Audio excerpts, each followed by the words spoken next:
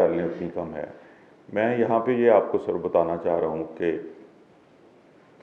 हमारी ज़िंदगी जो है वो मुंसलिक है ज़मीनी हयात के साथ डायरेक्टली।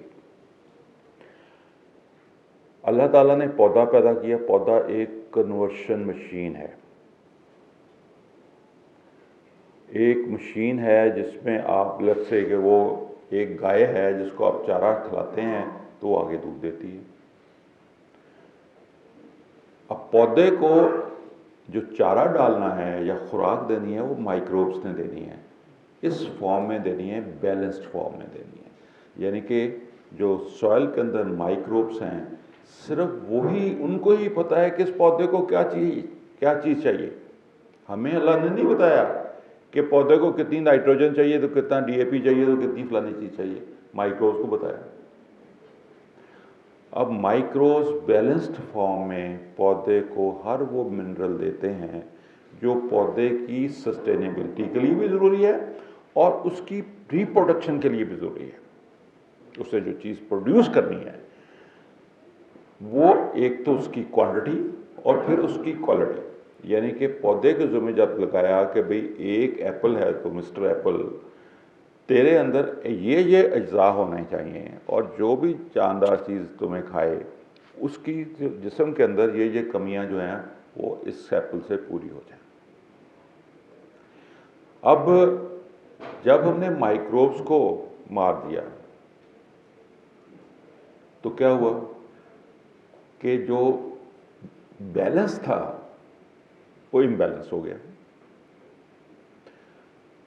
इसी तरीके से है कि आपकी खातून खाना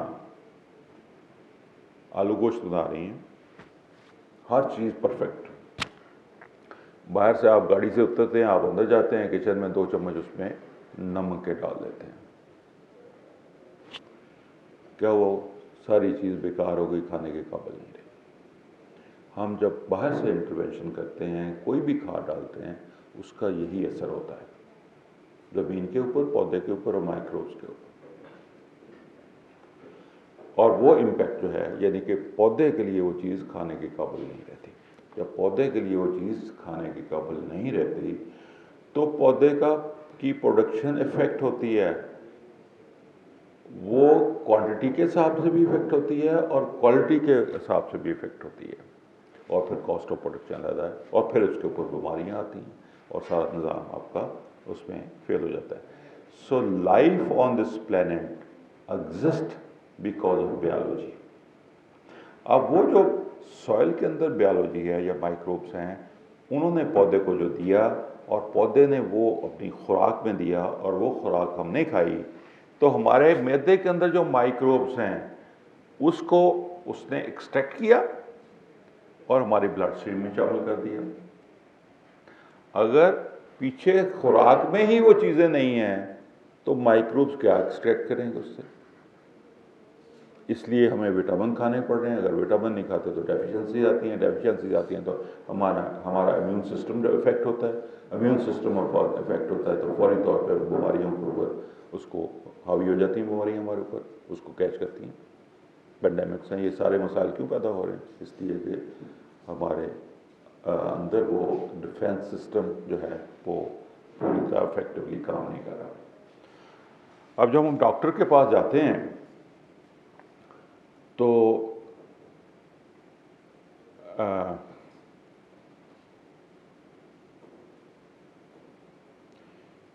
डॉक्टर आपका क्या देखता है? आपको कहता है ज़ुबान दिखाओ भाई, और ज़ुबान से वो क्या जज करता है कि आपका मैदा सही काम कर रहा है कि नहीं कर रहा। और दूसरा आपकी नब्ज़ देखता है। नब्ज़ से क्या देखता है कि आपकी ब्लड सर्कुलेशन ठीक है और आपका बॉडी टेम्परेचर ठीक है। 3 चीज़ें चेक करता है। मैदा ठीक काम कर रहा है, जो खून की गर्दिश है वो ठीक है, और आपकी बॉडी का टेम्परेचर ठीक है। अगर 3 चीज़ें ठीक है तो आपको बीमारी हो ही नहीं सकती। इन तीनों में से कोई ख़राबी होगी तो आपको बीमारी हो, बीमार हो गए। सो सॉइल के अंदर भी वही 3 चीज़ें हैं कि सॉइल की बायोलॉजी है वो ठीक है आपकी, पानी जो है उसकी सर्कुलेशन वो ठीक है आपकी, तो पौधा बीमार हो ही नहीं सकता। सो हमारा निज़ाम डायरेक्टली पौधे के निज़ाम से मुंसलिक है। सो इसमें खुराक की इंटेंसिफिकेशन है और सारी चीज़ें जो हैं वो हमारी उस वक्त तक ठीक नहीं हो सकती जब तक हम अपना प्रोडक्शन सिस्टम को ठीक नहीं करते। सो ये एग्जांपल मैंने जो सेब की दी थी, यहाँ पे है कि सेब अगर हम खाते हैं तो उसमें 27% ज़्यादा से ज़्यादा ऐसी मवाद है, ऐसी चीज़ें हैं जो हम एक्चुअली कंज्यूम कर रहे होते हैं, बाकी फोक के ज़रिए हमारे पखाने में निकल जाता है। लेकिन इस सेब के अंदर भी जो इंटरनेशनल यूएस की स्टडीज़ हैं ये रिसेंटली आई, उसमें भी 60% उन्होंने कहा जी कि इसमें भी इंटेंसिटी कम हो गई।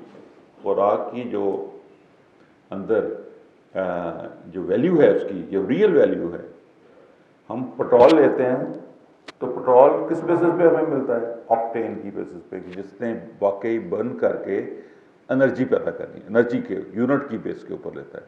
तो खुराक भी हमें एनर्जी के यूनिट की बेस पे हमें उसके दाम मिलने चाहिए या हमें बिकनी चाहिए हमारी।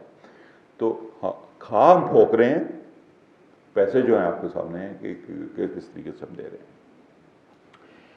अब इसी तरीके से फूड प्राइसेस हैं। हमारा जो पिकनिक पे निज़ाम है, इसमें बहुत सारी प्राइसेस को हमने काफ़ी हद तक रिड्यूस कर दिया। यानी कि पंजाब गवर्नमेंट का पिछली गंदम की फसल पे था कि जी 1650 रुपये मन कॉस्ट आ रही है गंदम की, और जो हमारे गंदम के काश्तकार थे पिकनिक के, उनकी कॉस्ट ऑफ प्रोडक्शन 400 रुपये से भी कम थी। इसमें ज़मीन का ठेका भी शामिल है। अगर ठेका शामिल ना किया जाए, ज़ाती ज़मीन हो और उसको ना शामिल किया जाए, तो आपकी कॉस्ट ऑफ प्रोडक्शन तो 100 रुपये से ऊपर नहीं आती। आपने क्या किया? 4-5 किलो बीज डाला, 2 पानी लगाए केलियों में, 80% पानी की बचत हो गई। कोई स्प्रे नहीं, कोई खाद नहीं, कोई और कुछ नहीं, और आपने जाके हार्वेस्टिंग कर ली। तो आपका खर्चा क्या हुआ? और उसके ऊपर फिर जो क्वालिटी आपने प्रोड्यूस की, उसकी प्राइस इंटरनेशनल मार्केट में 3 गुना ज़्यादा है। यानी कि ये पुरानी फिगर्स हैं यहाँ पे कि अगर $200 फी टन के हिसाब से कन्वेंशनल वीट का रेट है, तो जो ऑर्गेनिक जिसकी सर्टिफिकेशन होती है तो उसका रेट $600 होता है, 3 टाइम और प्राइस। सो आपने 100 रुपये मन वो चीज़ प्रोड्यूस की जिसकी इंटरनेशनल मार्केट में वैल्यू $600 है, $200 नहीं, $600।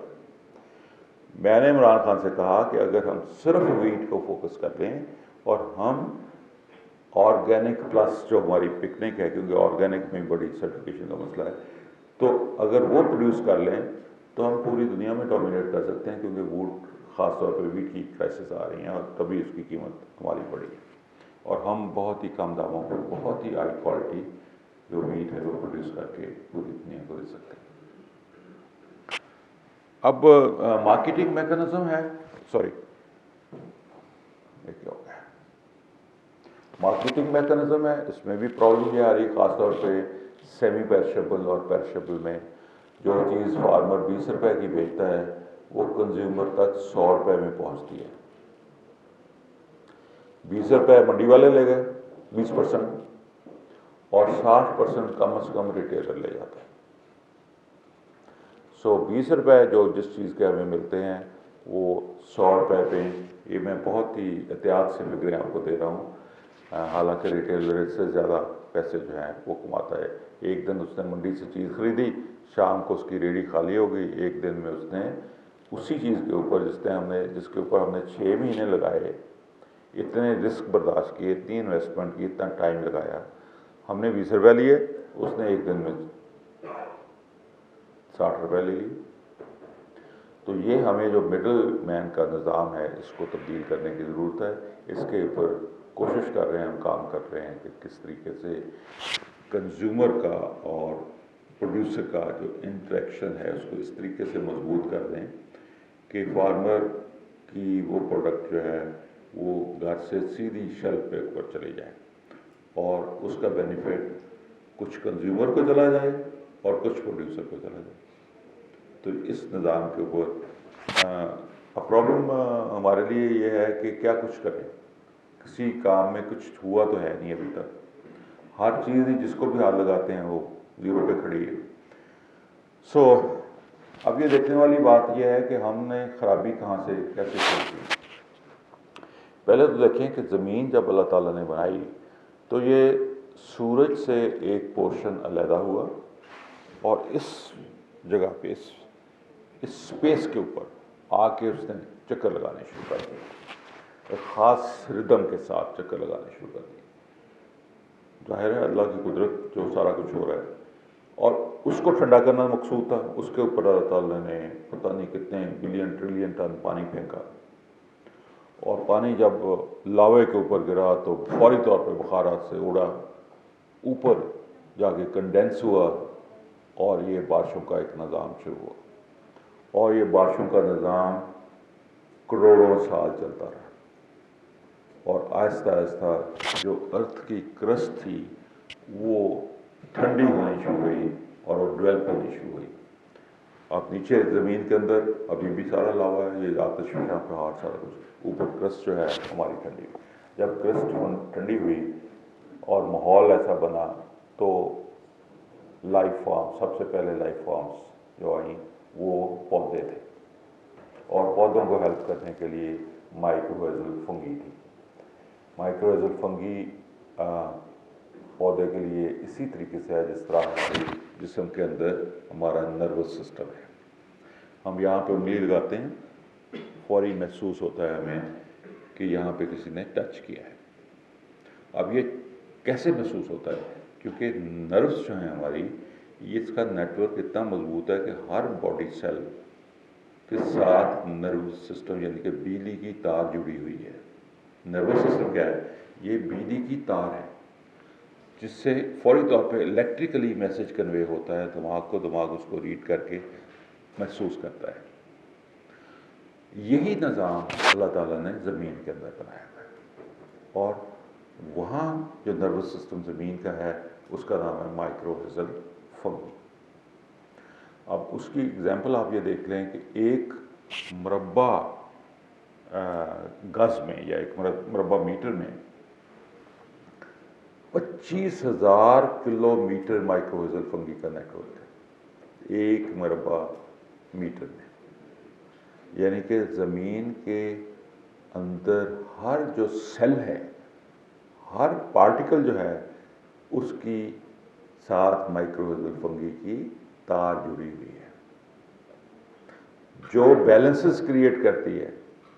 अब माइक्रोवेजल फंगी हमें हमारे जिस्म में कैसे फंक्शन होता है? हमें यहाँ पे हमने किसी गर्म चीज़ को उंगली लगाई, महसूस हुआ, हमने फौरी तौर पे उंगली पीछे काटी, एक्शन हमने लिया, इंडिकेशन जो आई वो माइक्रो अपने नर्वस सिस्टम से आई। लेकिन ज़मीन के अंदर जो माइक्रोवेजल फंगी ये दोनों चीज़ें करती है, वो महसूस भी करती है कि यहाँ पे कमी या ज़्यादती है, और वो प्रोवाइड भी करती है। यानी कि अगर किसी चीज़ की कमी है तो हज़ारों मीलों से ला के दे देती है वहाँ पे पौधे को,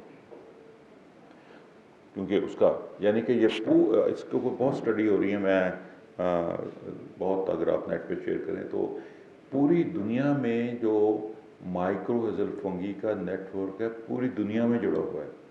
अगर कैलिफोर्निया के किसी खेत में कोई चीज़ हो रही है तो यहाँ जो माइक्रोवेजल फंगी है उसको पता है कि क्या हो रहा है वहाँ पे। इतना कुदरत का निज़ाम मुनज़्ज़म है। और इस पे मैं आप टेस्ट करेंगे तो यानी कि ये एक इसके ऊपर साइंटिफिक रिसर्च जो हो रही है, और उसकी बुक पूरा मैपिंग हो गई है कि माइक्रोवेजल फंगी का नेटवर्क कैसे किस तरीके से फंक्शन कर रहा है पूरी दुनिया में।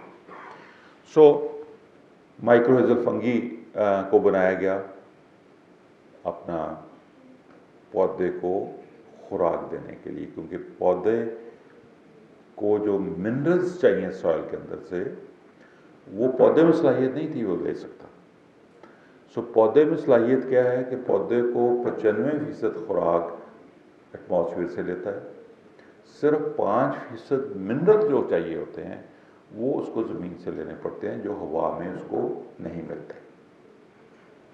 उसको पहुंचाने के लिए फिर अल्लाह ताला ने सॉइल के अंदर माइक्रोब्स बनाए, और माइक्रोब्स और माइक्रोवेजल फंगी मिल के एक तो सॉइल के अंदर ऐसा माहौल क्रिएट करते हैं जो पौधे के लिए बेहतरीन हो, जिसमें सबसे अच्छा पौधा परफॉर्म करे, और फिर उसकी सारी की सारी ज़रूरियात जो हैं पौधे की, उसका ख्याल रख के हर वो चीज़ जो उस पौधे की ज़रूरत है उसको अल्लाह ताला ने उनको बताया हुआ है, उसको मुहैया करते हैं। इसलिए जो निज़ाम जिसको मैं कहता हूँ परवीन सिस्टम, कुदरत की तरफ से एक निज़ाम है एक बच्चे को खुराक देने का, ऐसी बैलेंस डाइट देने का, वो अल्लाह ताला ने वज़ा किया हुआ है, और उसको प्रोटेक्शन करने का भी।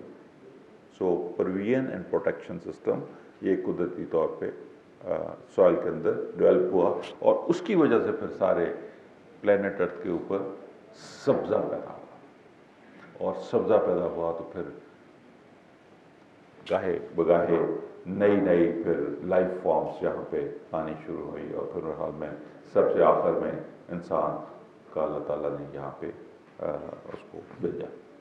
तो ये एक निज़ाम है जो सेल्फ सस्टेन, सेल्फ प्रोटेक्टेड है, और इसमें कोई दूसरी राय हो नहीं सकती।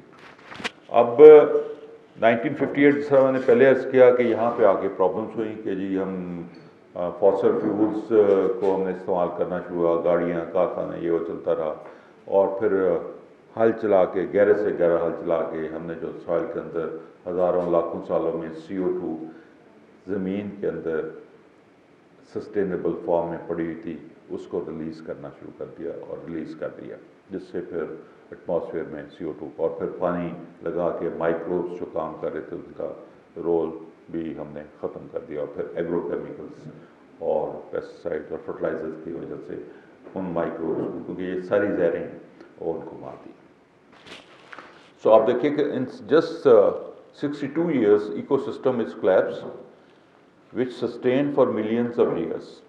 Vegetation and soil maintained the balance.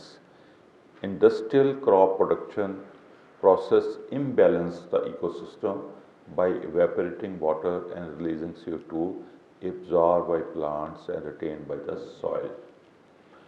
यानी कि आप ये देखिए कि 62 सालों में अपने निज़ाम को अपना तबाह बर्बाद कर दिया, जिसकी वजह से सारी खराबी पैदा हुई। अब हुआ क्या, ये स्लाइड आपको बता रही है ये जो मौजूदा जिसको कहते हैं जी कि बड़ा हाई टेक्नोलॉजी हमारा एग्रीकल्चर सिस्टम है, इजराइल है या फलाना फलाना है, वो कर रहे हैं, चाइना है, ये है सिस्टम है क्या?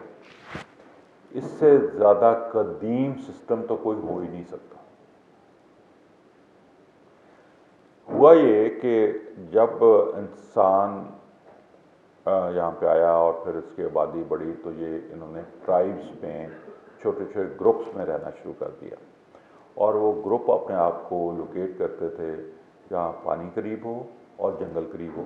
पानी पीने के लिए चाहिए, पानी से मछली और बाकी चीज़ें खुराक के लिए चाहिए, और फिर जंगलों से सारी वेजिटेशन जो हमें खुराक के लिए चाहिए उसको हासिल करने के लिए। लेकिन प्रॉब्लम उस वक्त ये थी कि इंसान के पास अभी क्लाशनकोव नहीं आई थी। उस वक्त इंसान बहुत ही बेचारगी में था, एक्सपोज था, और जो जंगली दरिंदे